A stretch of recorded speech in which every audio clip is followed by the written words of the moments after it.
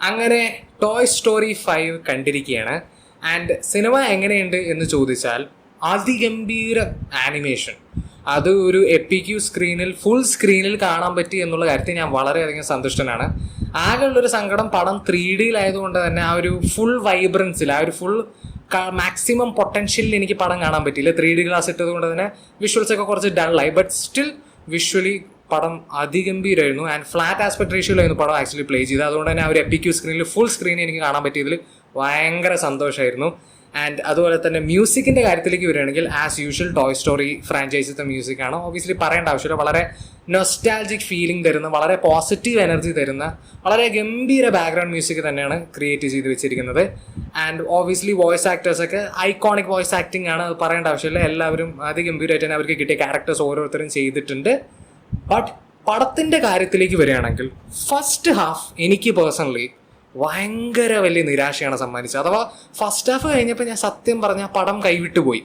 അഥവാ എനിക്ക് വളരെയധികം ഇഷ്ടപ്പെട്ടൊരു ഫ്രാഞ്ചൈസാണ് ഈ ടോയ് സ്റ്റോറി ഫ്രാഞ്ചൈസ്. 1ഉം 2ഉം 3ഉം ഈവൻ 4 വരെ ഇഷ്ടപ്പെടുന്ന ഒരാളാണ് ഞാൻ. അപ്പോൾ ഈ പടത്തിൻ്റെ ഫസ്റ്റ് ഹാഫ് കഴിഞ്ഞപ്പോൾ എനിക്ക് അങ്ങോട്ട് ഒന്നും വർക്ക് ആവുന്നില്ല. ഇമോഷണലി എവിടെയും കണക്റ്റ് ആവുന്നില്ല, എവിടെയും ഒരു ഹുക്ക് കിട്ടുന്നില്ല. ഹ്യൂമർ എന്ന് പറഞ്ഞാൽ അവിടെ എവിടെയൊക്കെ ആയിട്ടൊക്കെ കുറച്ച് ചിരിക്കാനുണ്ട് എന്നുള്ളത് മാറ്റി നിർത്തി കഴിഞ്ഞാൽ പടത്തിൽ ഒന്നും ഇല്ലാത്തൊരു ഫീലായിരുന്നു എനിക്ക് തന്നത്. പിന്നെ വലിച്ചു നീട്ടുന്ന ഒരു ഫീലും ഫസ്റ്റ് ഹാഫിൽ എനിക്ക് ഫീൽ ചെയ്തു, വെറുതെ അനാവശ്യ കാര്യങ്ങളായി കുത്തിക്കയറ്റിയിട്ട്.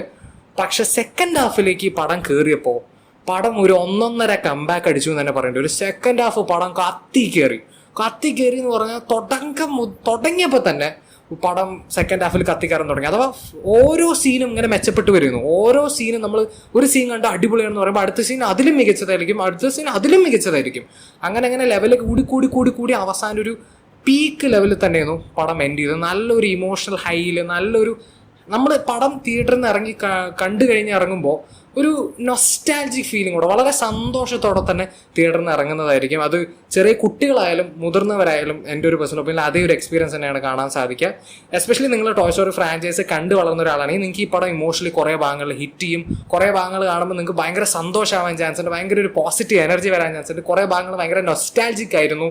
ആൻഡ് അതുപോലെ ഈ പടത്തിൻ്റെ ഏറ്റവും വലിയൊരു മികച്ചൊരു ഭാഗം എന്ന് പറഞ്ഞാൽ ഈ പടം കണ്ടു കഴിഞ്ഞപ്പോൾ നമ്മുടെയൊക്കെ ഉള്ളിലുള്ള ആ ഒരു കുട്ടിയുടെ ആ ഒരു ഇന്നസെൻസ്, ആ ഒരു ചൈൽഡ്ഹുഡ്, ആ ഒരു എലമെന്റ് ഉണ്ടല്ലോ, നമ്മുടെ ഉള്ളിലത്തെ ആ ഒരു കുട്ടി പുറത്തേക്ക് വരിക എന്ന് പറയുന്നത്, അതെനിക്ക് നന്നായി ഫീൽ ചെയ്തു. ബിക്കോസ് ഈ പടം കണ്ടു കഴിഞ്ഞപ്പോൾ കുറേ ഭാഗങ്ങൾ ഞാൻ വെറുതെ ഇങ്ങനെ കിടന്ന് ചിരിച്ചിങ്ങനെ സന്തോഷിക്കുകയായിരുന്നു. അത്രയ്ക്കും ഒരു നൊസ്റ്റാൾജിക്, അത്രയ്ക്കും ഒരു ഹാപ്പി ഫീലിംഗ് എനിക്ക് പടം തന്നു. എനിക്കത് എങ്ങനെയാണ് പറയേണ്ടതെന്നറിയില്ല. ജസ്റ്റ് നോ ദാറ്റ് ഈ പടത്തിൻ്റെ second half was too beautiful എന്ന് പറഞ്ഞാൽ ഇറ്റ് വാസ് അമേസിങ്. എനിക്ക് ഭയങ്കര ഇഷ്ടമായി. സെക്കൻഡ് ഹാഫ് കണ്ടു കഴിഞ്ഞപ്പോൾ ഞാൻ ഫസ്റ്റ് ഹാഫിൻ്റെ ആ പോരായ്മകളൊക്കെ മറന്നു. ഞാനത് സെറ്റപ്പ് ചെയ്യല്ലേ എന്നുള്ള രീതിയിൽ ഞാൻ എടുക്കാൻ വരെ തയ്യാറാണ്. ബിക്കോസ് സെക്കൻഡ് ഹാഫ് അത്രയ്ക്കും ഗംഭീരമായിരുന്നു. ആൻഡ് പടം കഴിഞ്ഞപ്പോൾ ഐ വാസ് സോ ഹാപ്പി. ഇതുപോലെ നല്ല സിനിമകൾ എടുക്കണമെങ്കിൽ ടോയ് സ്റ്റോറി 6 അല്ല 7 അല്ല 8 വരെ ഞാൻ കാണാൻ തയ്യാറാണ്.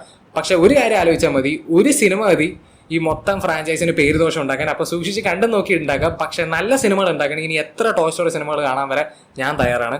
But this was definitely an amazing flick. പിന്നെയും പിക്സാർ പ്രൂവ് ചെയ്തിരിക്കുകയാണ് ടോയ് സ്റ്റോറി ഫ്രാഞ്ചൈസിൻ്റെ കാര്യത്തിലേക്ക് വരുമ്പോൾ അവർ ഒരിക്കലും മിസ് ചെയ്യില്ല. And that's it for my personal opinion. എനിക്കിതൊരു ഗംഭീര തിയേറ്ററിക്കൽ എക്സ്പീരിയൻസ് ആണ് ടോയ് സ്റ്റോറി 5 തന്നെ. നിങ്ങൾ സിനിമ കണ്ടവരാണ്, നിങ്ങളുടെ ഒപ്പീനിയൻ കമന്റ് സെക്ഷനിൽ ഡ്രോപ്പ് ചെയ്യാൻ പറ്റുക. വീഡിയോ ഇഷ്ടപ്പെട്ടെങ്കിൽ ലൈക്ക് ചെയ്യുക, ഷെയർ ചെയ്യുക, സബ്സ്ക്രൈബ്, നോട്ടിഫിക്കേഷൻ മറക്കാൻ പറ്റുക. And I will see you guys in next video. By.